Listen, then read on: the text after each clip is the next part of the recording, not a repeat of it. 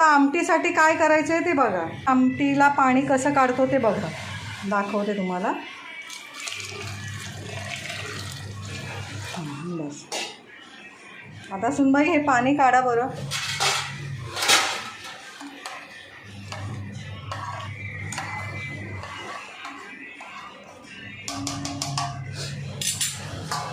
काढा पाणी.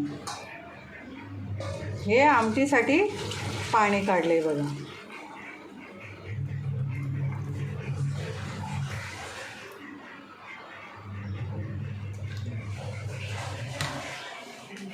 आणि हे बघा, थोडीशी डाळ वाटून पण टाकायची असते आमटीमध्ये. बस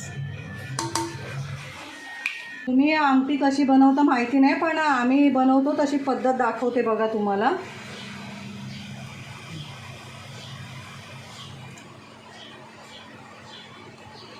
तेल गरम झालेलं आहे, तर या लाल मिरच्या घेतल्यात मी 3, आणि हा कढीपत्ता आहे.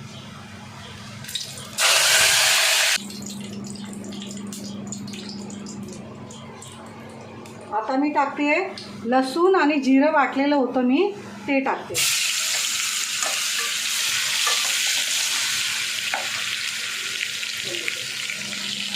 आता ह्यात थोडं ओलं खोबरं नव्हतं, आम्ही ओलं खोबरं टाकतो, पण आता हे सुकं खोबरं होतं म्हणून थोडंसं सुकं खोबरं टाकलेलं आहे त्यामध्ये. हे बघा,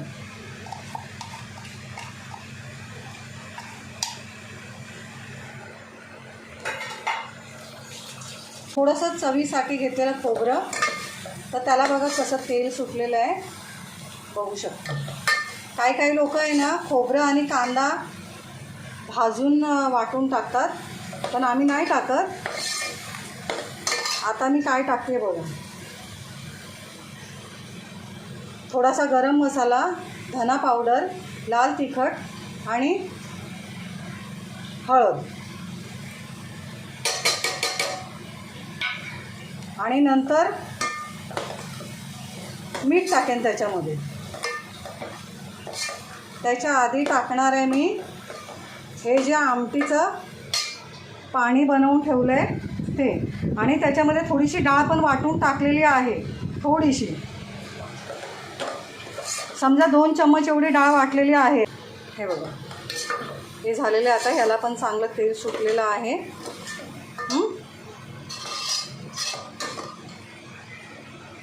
हे बघा,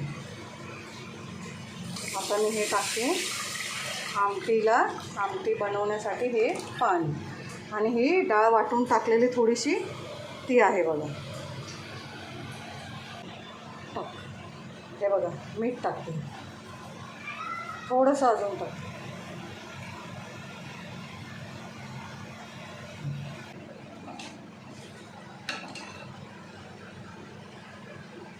ज्यांना आमटीमध्ये कांदा आवडत नाही त्यांच्यासाठी ही आमटी म्हणजे कटाची आमटी तयार आहे बघा.